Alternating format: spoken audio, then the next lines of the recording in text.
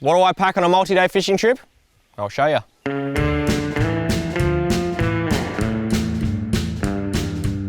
So first up, I'm running the Osprey Atmos 65 litres.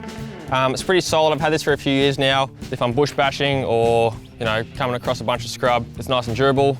I've done it on the Human Hovel a few times, used it on heaps of fishing trips into Townsend's Hut.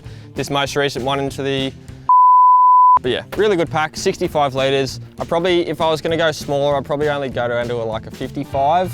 And again, depends on how long you're going for. I can with all this gear and what I'm gonna go through, the longest I've been out is about 3 days. And this 65 litre works great for me. You're gonna also wanna keep in mind that with fishing gear, it's a lot different to just going for an overnight hike or camping. You're gonna need more space for fishing gear and sleeping gear, camping gear, all that sort of stuff. So 65 litre pack, that's what I run. Now I'm gonna pack as we go, and I'll show you what I've got. So first up, sleeping bag. I'm running the Cedar Summit Ascent 3. Yeah, Ascent 3. This is the old model, but still does the job. I opted for a warmer sleeping bag on this most recent trip, and I'm glad I did because it was super cold over night time. So that's the sleeping bag I run, nice and warm. I think that goes to -11 comfort, apparently. Really warm bag. This is my winter bag. And yeah, if I'm fishing in the middle of summer, I'll obviously not take this one, but I'm glad I had this for this most recent trip. It's important to run a pack liner, especially on trips where you're fishing. Now this is just a garbage bag. You can get a specific pack liner as well, but I just run a garbage bag. If you're gonna fall in the river, like I do frequently, it's important to keep your sleeping bag nice and dry. Pack liner goes in.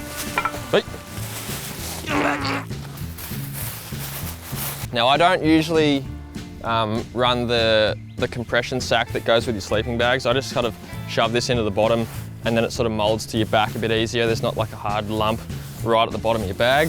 So this just goes straight in. Exped Ultra 5R in a medium mummy. Now again, 5R rating pairs really nicely with the winter bag. And I use this same mat at all seasons. I can open my sleeping bag up, I can obviously cool down. It's a lot easier to cool down than it is to heat up. So I just run the one mat, it saves me having two. And that's been good for me in the last sort of 2-3 years sort of thing. So yeah, Exped Ultra 5R. And again, don't use that sack that it comes with. I just tend to sort of either roll it up or fold it a few times and place it in the pack liner.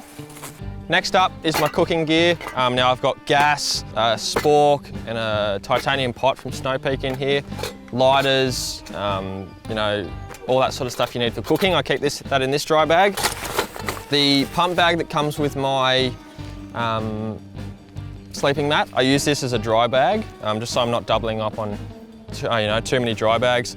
It's not submersible, but it's dry enough. Plus it's in the pack liner and all that sort of stuff. I'll either put food in here or I'll put extra clothes and things, but this is a good dry bag. On this trip I ran food in here. Hyperlight stuff sack pillow.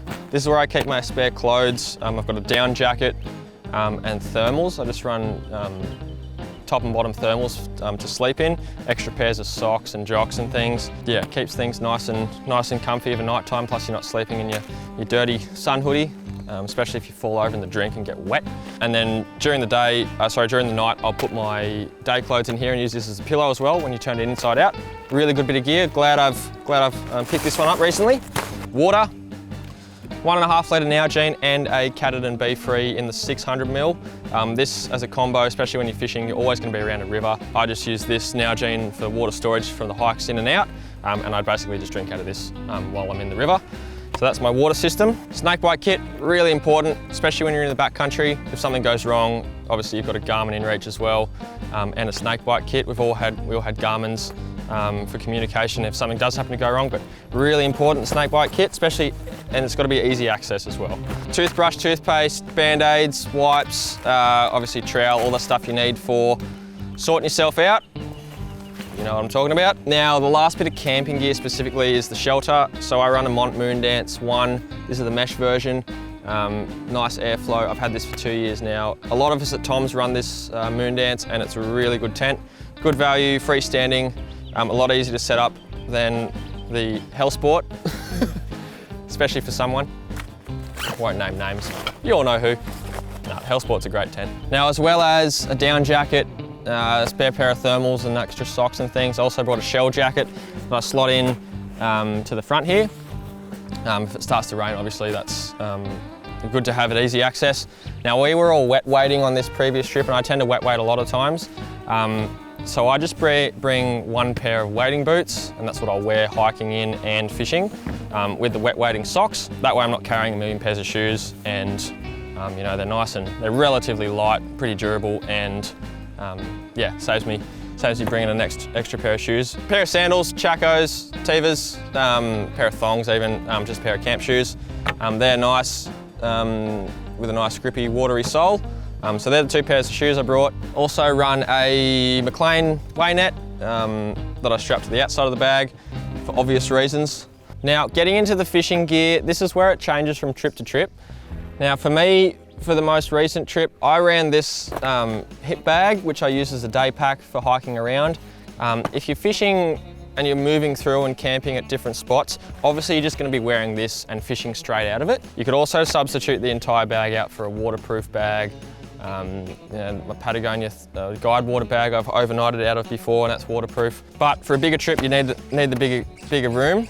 Now, as a day pack, I just run a hip belt. You know, small amount of snacks, all the fly boxes, and fishing gear you'll need, and that's relatively light. So in the hike in, I just put this in here, down the front of the bag. So that's set up there, ready for once I start fishing. I've also, on my trip to Townsend's Hut and smaller overnighters where I don't need quite as much fishing gear and if I'm just going light, the Hyperlite Versa pack is a really good as a chest pack if you're using this bag to fish out of as well, or as a light hip bag if you don't need quite as much gear. And I'll choose basically which size hip bag or fishing bag I need depending on how much gear I need and where I'm going to be fishing. But between these two hip bags, that's what I run. Now, rod and reel, I always keep mine in a tube if I'm hiking in. You can carry a rod, but I find it to get a bit annoying after the first little bit. A lot of guys also just run the rod sock and slide the sock down without the tube. I always run the tube in case I fall over or, you know, I'm bashing around and it's getting knocked on things. Just keeps the rod protected. The last thing you want to do is to just have the rod sock go super light, then you fall over and then your rod breaks because you've only brought the rod sock. Bring the rod tube. They come with them for a reason. So I run the rod tube down the side, and this is a Sage Sonic 9'6" weight. So that's what I ran on this trip. And again, bring the rod that's going to suit the type of water that you're going to be fishing, and I just usually bring one rod to do the job. If I was going serious fish mode and I wasn't hiking as far, I might bring two, but I just bring one usually. And then a reel, don't forget that. That'd be the worst thing in the world, is to forget your reel and you've hiked 5Ks in. Food, one thing I haven't spoken about is food. I just ran freeze-dried, little bags of tiny teddies, lollies, snakes, all that sort of stuff. Even noodles as well, but food's pretty standard, just bring enough because you're going to be covering a fair few Ks. For the net, I'll just have this little carabiner here on the pack, which I'll slide over the net there, and that just sits there nicely over the hip bag like that. And then while I'm fishing out of the overnight bag, I'll just pop it down the side here like that, so I can grab it from behind me if I need to. There it is. That's what I pack on a multi-day fishing trip. If there's anything that I've missed or you do something different, please let us know in the comments. I'd love to hear. And again, this setup for me as well is always evolving, and I'm always trying new things on the multi-day trips. So yeah, hope you enjoyed. That's what I bring.